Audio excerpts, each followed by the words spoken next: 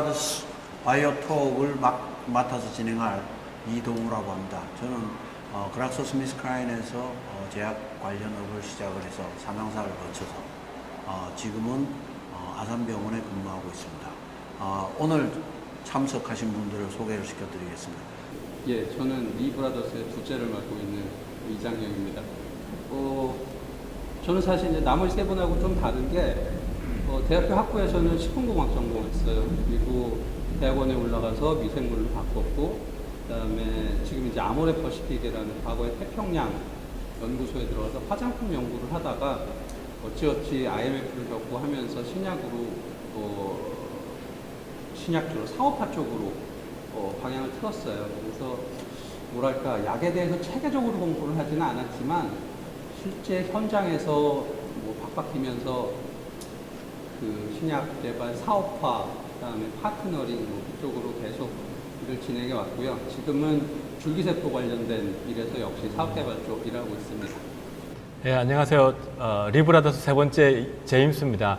화학을 전공하고 93년부터 국내 대기업 계열 제약회사에서 연구하고 연구개발을 하다가 2000년부터 계속 바이오벤처 쪽으로 쭉 일하고 있습니다. 현재는 세 번째 바이오벤처 작년에 시작해서 열심히 돈 모으고 있습니다. 반갑습니다. 지금 대기업인 제약사에서 연구를 하고 있고요. 그전에는 대기업 계열 제약사에서 신약 연구를 했었고, 원래 전공은 생화학, 그 다음에 생물리학을 했습니다. 네, 반갑습니다.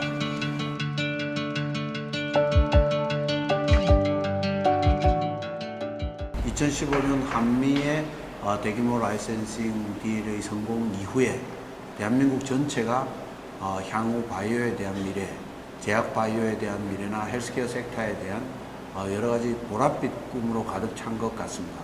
그런데 생각보다 전문가 풀이 많이 개발되어 있지 않은 부분도 있고, 그 다음에 그동안에 많이 일을 해오신 분들이 생각을 서로 나눌 수 있는 기회가 최근에 몇 개 생겼습니다. 그래서 그의 일환으로 이런 이야기를 통해서 여러 사람들한테 그동안 겪어왔던 좋았던 점, 나빴던 점을 나눌 수 있는 톡쇼를 저희들이 기획을 하게 됐습니다.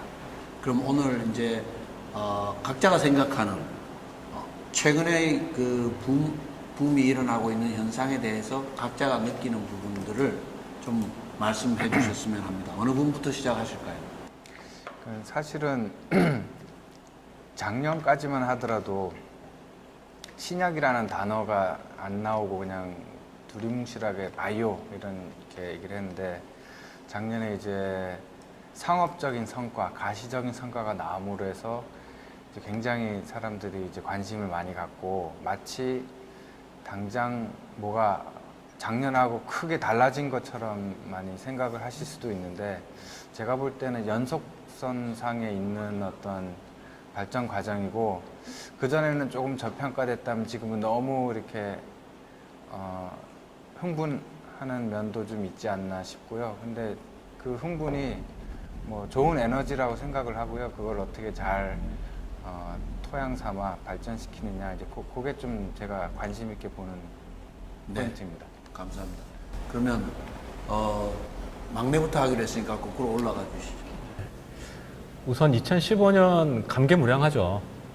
그동안 사실 신약이 90년대 중반, 후반, 2000년대 초반 특히 제약업종에서 신약하면 완전 작전주의 그 대표적인 그 것이었는데, 최근에는 작전주가 아니고 뭐 주도주 정도까지 올라갔기 때문에 현상 자체는 굉장히 고무적이고, 이 업계에 지금 한 20년 넘게 일하고 있는 사람 입장에서는 책임감이 굉장히 느껴집니다. 그리고 제 주변에 하다못해 옆집 아줌마까지 바이오를 이야기하니 과연 이거를 어떻게 해야 될지 많은 고민이 되고요. 최근에 또 이제 언론에서도 굉장히 많은 커버를 하고 있기 때문에 이 기회를 통해서 이 제약업종, 제약 바이오 업종에 있는 분들이 우리들끼리 하던 이야기들을 좀 더 이제 공개적으로 하면서 국민들과 혹은 투자가들, 저변들과 좀 소통하는 좋은 기회가 됐으면 합니다. 고무적입니다. 고맙습니다. 이장현 박사님 아주 독특한 경력을 가지고 화장품부터 스템셀까지를 커버하고 계신데 지금 상황에 대해서 한번 코멘트 해주시죠. 뭐 15년 바이오 있으면서 한 7년 정도는 화장품 일 했던 것 같고요. 8년 정도 이제 신약 관련 일을 한 것 같은데 다행히 어떻게 최근 들어와서 화장품, 신약 전부 다가 뭐 상한가를 치고 있어서 참 기쁜 마음도 듭니다. 특히 이제 2015년에 한미가 큰 일을 해줘서 한미뿐만 아니라 이제 전체 대한민국 바이오 제약이 한 단계 업그레이드 했다는 평을 많이 듣고 있는데 사실 저는 이제 줄기세포 쪽에 있는데 그 한미의 어떤 열기가 줄기세포 쪽까지 전해지는 것 같진 않아요. 그러니까 뭐랄까 약간의 상대적 박탈감을 좀 느낀다. 그러니까 뭐 그런 부분도 없지 않아 있어요. 그래서 오늘 뭐 이 저기 촬영 시작하기 전에 뭐 농반 진반으로도 얘기했지만 전체적으로 뭐 헬스케어 섹터가 다 같이 나가는 건 아니고 그 중에서 트렌드가 있는 것 같아요. 그러니까 어떤 특정 영역, 예를 들어서 그게 면역을 이용한 항암 치료제일 수도 있고 그럴 수도 있고 다만 이제 좀 아쉬운 거는 그 한국 내에서 굉장히 뭐 열광적으로 지지받던 줄기세포가 해외로 나가면 그만큼 좀 열기가 뜨겁지 않다는 게 좀 아쉽고 그런 측면에서 그 사업개발 담당하는 제 입장에서도 요새 좀 많이 힘든 면도 없지 않아 있습니다. 그 세 분이 말씀하신 부분을 들으면 지난 15년, 20년에 걸치면서 굉장히 고생을 많이 하셨다가 성공을 맛을 보면서 동시에 흥분에 따른 후유증도 걱정을 하시는 그런 느낌이 듭니다. 그리고 또 하나는 트렌드에 대해서 말씀을 해주셨는데 과연 이 열기가 약에서만 그칠 거냐 아니면 다른 헬스케어 섹터로 어떻게 승화를 시킬 수 있느냐 이런 코멘트를 주셨어요. 사실은 우리가 오늘 이런 톡을 하게 된 가장 큰 배경이 이 흥분을 어떻게 가라앉히고 정확하게 이 성공이 헬스케어 섹터로 더 넓게 퍼져나갈 수 있을까 하는 것에 대한 의견을 나누기 위해서 모였다고 생각합니다. 그래서 이제는 흥분을 가라앉히기 위해서 지금 현재 필요하다고 생각하는 부분에 대해서 이제 이장영 박사님부터 이제는 조금 연장자부터 한번 말씀을 나눠주시죠. 투자자의 돈이 아니라 환자의 돈. 그러니까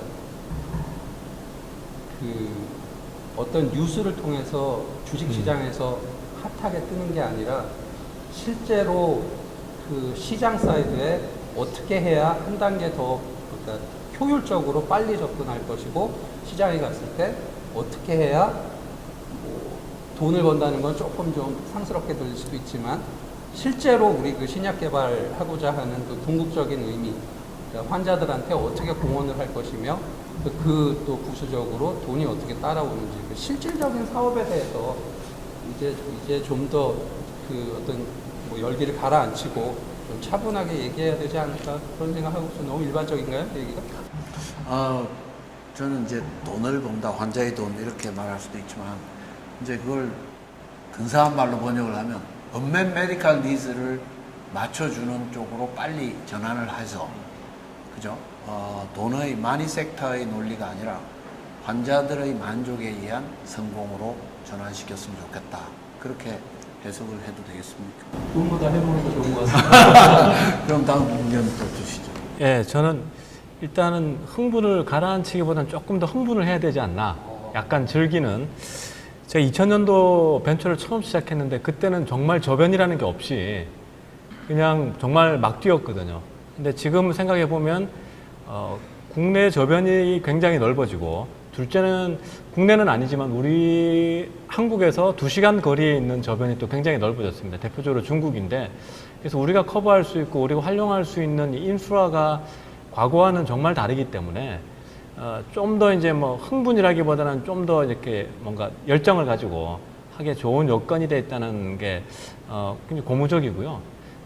조금 다른 점이 있다면 우리가 그동안은 우리 이장영 박사님 말씀하셨듯이 사실 국내에서 대부분의 바이오 벤처들이 뭐 바이오 벤처, 코스닥 이런 말로 이렇게 통했지만 앞으로 한 2, 3년 내에 한 4, 5년 내에는 그 뭐 코스닥 그게 아니고 특정 제품이 어떤 환자들한테 어떤 베네핏을 줬는지 그런 케이스로 이렇게 좀 이전이 돼서 구체적으로 환자들한테 그 혜택을 주는 제약 바이오 기술 이런 걸로 좀 자리매김을 했으면 하는 그런 진지한 게 있고, 우리 바이오벤처 제약이나 바이오 모두 다 앞으로 점점 라이선스 아웃 이런 쪽보다는 이 환자들의 언맷 니즈 부분에 대해 좀 더 진지한 접근을 좀 더 많이 이야기했으면 좋겠습니다.